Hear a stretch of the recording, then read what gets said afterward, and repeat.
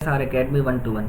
साथियों, second grade जो teacher है उसके फॉर्म भरे जाने शुरू हो चुके हैं और आरपीएससी ने विज्ञप्ति भी जारी कर दी है। लगभग 9700 के करीब सीट है। और मैं आपको ये बता दूं कि इस बार जो है ये बहुत जल्दी भर्ती होने वाली है, क्योंकि नेक्स्ट जो ईयर है उसमें इलेक्शन है, आचार संहिता लग जाएगी, तो उससे पहले ये सारी प्रोसेस हो जाएगी। सरकार नहीं चाहती कि किसी भर्ती को वो अटका कर जाए।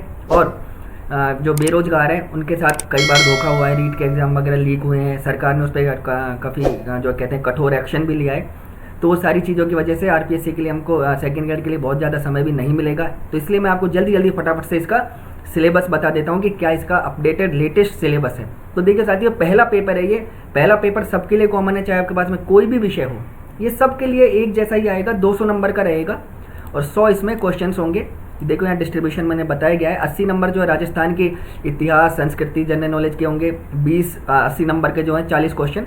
10 क्वेश्चन होंगे 20 नंबर के राजस्थान के करंट अफेयर के, और 30 क्वेश्चन होंगे 60 नंबर के राजस्थान, इंडिया और वर्ल्ड की जनरल नॉलेज के, और जो 40 नंबर के 20 क्वेश्चन होंगे वो होंगे शैक्षिक मनोविज्ञान के, जैसा मैंने यहाँ पे दिखाया हुआ है आपको। साथियों, नेगेटिव मार्किंग होगी, बताने की कोई बहुत ज़्यादा जरूरत नहीं है। 3 गलत सवाल पर 1 सही सवाल के नंबर काट लिए जाएंगे यहाँ पर। तो देखो, सबसे पहले मैं आपको बता दूं, जो 80 नंबर का पोर्शन है वो हमारा ये है यहाँ तक, और थोड़ा सा नीचे भी है यहाँ तक, ये वाला। तो ये 80 नंबर का, यानी राजस्थान के जो प्राचीन चीज़ें हैं वो हैं, और लोकेशन यानी कि कौन से अक्षांश है, देशांतर है। ये इंग्लिश में है, लेकिन इतनी ज़्यादा कठिन अंग्रेजी नहीं है, बहुत आसानी से इसको ट्रांसलेट कर सकते हो। यदि नहीं हो तो आप कमेंट में पूछना, मैं आपको बता दूंगा। मेन चीज़ें बता देता हूँ साथियों, वीडियो को ज़्यादा लंबा ना करते हुए। जो सबसे ज़्यादा एक दो जो चीज़ें हैं वो है जो हमारी हमेशा गलत होती है। एक तो देखिए, आप ये सभ्यताएं जरूर याद कर लेना। आहड़, कालीबंगा, बैराट, कौन सी चीज़ कहाँ से मिली, कहाँ से नहीं मिली, क्योंकि इनके प्रश्न हमेशा आते हैं और हम मात खा जाते हैं, यहाँ पर अच्छे से कर नहीं पाते। उसके अलावा साथियों देखो, मैं आपको बता दूँ, गुर्जर प्रतिहार, चौहान, अजमेर के, दिल्ली सल्तनत वगैरह, ये क्वेश्चन भी इसमें काफ़ी ज़्यादा आते हैं, जिन पे हम अधिकतर ध्यान नहीं दे पाते। जो पहली बार दे रहे हैं प्रश्न एग्जाम, उनके लिए मैं आपको बता दूँ, देखिए प्रजामंडल और राजस्थान का जो निर्माण था, इसको अच्छे से पढ़ लें आप। इसमें से 2-3 क्वेश्चन हमेशा आते हैं।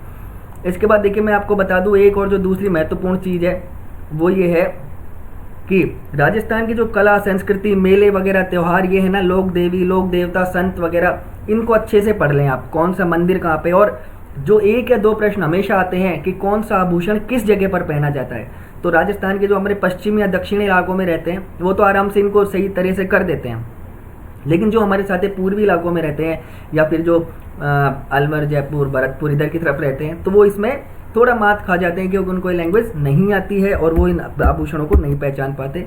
तो आभूषणों पे, मेलों पे, त्यौहार पे, लोक देवता, लोक देवियाँ, इन पर अच्छे से फोकस करें आप।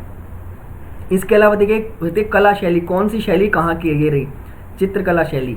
बाकी जिन्होंने पेपर दिए हैं वो तो अच्छे से जानते हैं, लेकिन फिर भी जिन्होंने नहीं दिए या पहली बार देना चाहते हैं उनको मैं ये बता दूं, मैं खुद भी गवर्नमेंट टीचर हूँ और इसलिए मुझे इस चीज़ की नॉलेज है। मैंने भी एग्ज़ाम दिए हैं और गवर्नमेंट के एग्ज़ाम जो है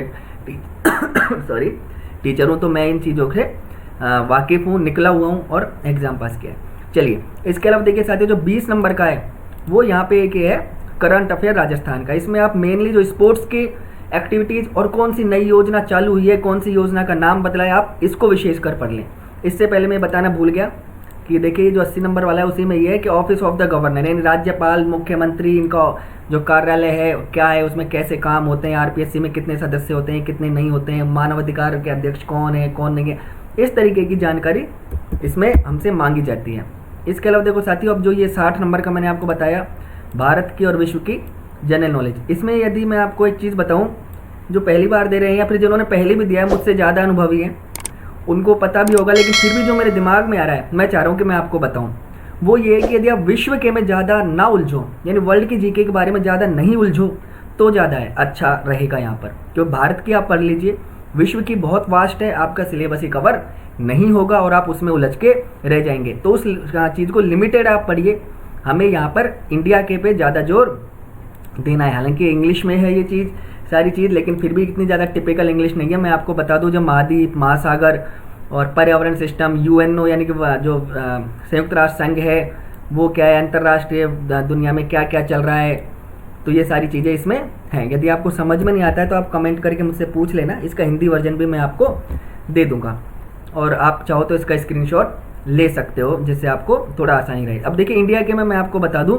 1919 का आंदोलन, 1935 का आंदोलन, संविधान का निर्माण, गांधी जी की भूमिका, अंबेडकर जी की भूमिका, संविधान के जो है क्या क्या मुख्य कहते हैं ना विशेषताएं हैं, मानव अधिकार के, मानव कर्तव्य और जो कर्तव्य है, मूल कर्तव्य वो।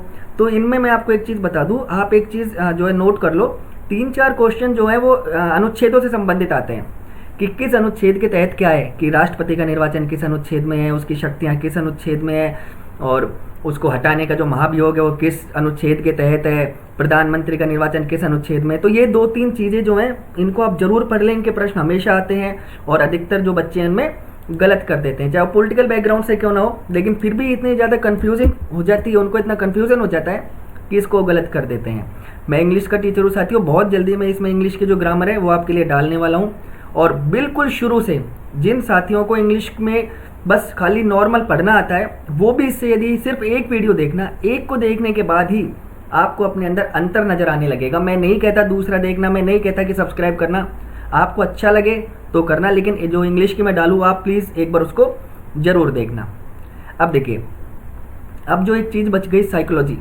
साइकोलॉजी साथियों वही होती है जो हमने बीएड में पढ़ी है सबने, और इससे कोई बहुत ज़्यादा डरने की ज़रूरत नहीं है। मैं कोई बुक रेफ़र तो आपको नहीं करूँगा कि ये वाली बुक आप ले लीजिए, ये मत लीजिए, लेकिन फिर भी मैं आपको बताऊँगा जो रेफरेंस बुक होती है ना, जो हम बीएड में पढ़ते हैं, टेक्स्ट बुक जिसको हम बोलते हैं, गाइड की बजाय यदि आप शैक्षिक मनोविज्ञान उन किताबों में से पढ़ोगे तो बहुत अच्छे से समझ में आएगा। एक तो क्या है, उनमें लैंग्वेज ईजी होती है, दूसरा जो गाइड है उसमें आपको तैयार पका पकाया माल मिल जाता है, लेकिन जो ये बुक्स होती हैं इसमें पूरा तरह से अच्छे से समझाया जाता है और बहुत ज़्यादा भाषा भी इनकी आसान होती है। दूसरी चीज़, जो मेरे साथी पहली बार कर रहे हैं वो अपने बीएड के एग्ज़ाम में भी इनको पढ़ेंगे और यहाँ पे भी, तो उनके लिए थोड़ा आसान हो जाएगा।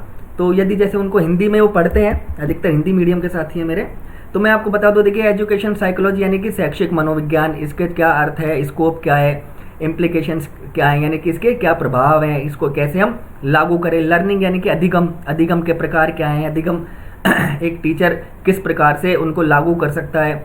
डेवलपमेंट ऑफ लर्नर यानी कि अधिगम जो करता है उसका विकास किस किस तरीके से होता है। इमोशनल, सोशल यानी कि भावनात्मक विकास, सामाजिक विकास, ये सारे बहुत आसान है, यदि आप इनको देखोगे तो आपने सारे पढ़े हुए हैं। देखिए पर्सनैलिटी, पर्सनैलिटी का मतलब व्यक्तित्व, ये भी बीएड का एक टॉपिक है। इसके अलावा बुद्धि, सृजनशीलता, क्रिएटिविटी यानी सृजनशीलता, तो ये सारी चीज़ें जो हैं उसमें है। मोटिवेशन और इंडिविजुअल डिफरेंसेज यानी कि व्यक्तिगत विभिन्नताएं कौन कौन सी होती हैं, और development and implication in education of self concept, attitude, interest, habit यानी कि रुचि है, आदतें हैं, और एप्टीट्यूड है, सोशल स्किलिंग, सामाजिक जो उसकी योग्यताएं हैं। तो बहुत आसान सिलेबस है साथियों ये, लेकिन थोड़ा समय कम है और हमें सेलेक्टेड चीज़ें पढ़नी है। हम लोग क्या करते हैं, बहुत ज़्यादा चीज़ों को पढ़ लेते हैं, बहुत सारी किताबें ले लेते हैं, ये कोर्स ले लिया यहाँ से, ये कोर्स ले लिया यहाँ से, नोट्स ले लिए यहाँ से, तो वहाँ पे हम अटक जाते हैं। तो हमें सेलेक्टेड चीज़ें करनी है, टॉपिक वाइज हमको करना है। और इसमें जो और पिछली बार की जो कट ऑफ रही थी वो भी मैं आपके लिए अगले वीडियो में डालूंगा कि पिछली बार कितने नंबर पे सिलेक्शन हुआ था किस सब्जेक्ट के लिए। तो मैं आपको बता दूं ये सबके लिए सेम है ये पेपर, चाहे आप किसी भी विषय से क्यों ना हो। तो साथियों यदि आपको वीडियो अच्छा लग रहा है तो आप इसको जो है शेयर करें अपने साथियों को भी, क्योंकि लेटेस्ट सिलेबस है, इसके अलावा कोई चेंज अभी तक है नहीं। और ये मैं आपसे एक चीज़ कहना चाहता हूँ कि आप एक बार मेरी एक इंग्लिश की क्लास जरूर लेकर देखें। पहले दिन से ही जिन साथियों को नहीं आता है, कुछ भी नहीं आता है, नॉर्मल इंग्लिश आती है ना, वो भी यदि एक बार देखें और उनको यदि एक वीडियो के बाद ही खुद में अंतर नज़र नहीं आए तो वो आराम से दूसरा ना देखें। मैं मुझे जो है उनसे कुछ नहीं कहूँगा, और कह तो वैसे भी नहीं सकता हूँ, लेकिन यदि समझ में नहीं आता है तो फिर वो ना देखें। लेकिन मेरा ये पक्का विश्वास है, आपको मैं बता रहा हूँ कि आपको समझ में जरूर आएगा और आपको पहले दिन से ही अंतर नजर आएगा। तो साथियों अपनी तैयारी करते रहिए और मिलते हैं अगले वीडियो में, तब तक के लिए धन्यवाद।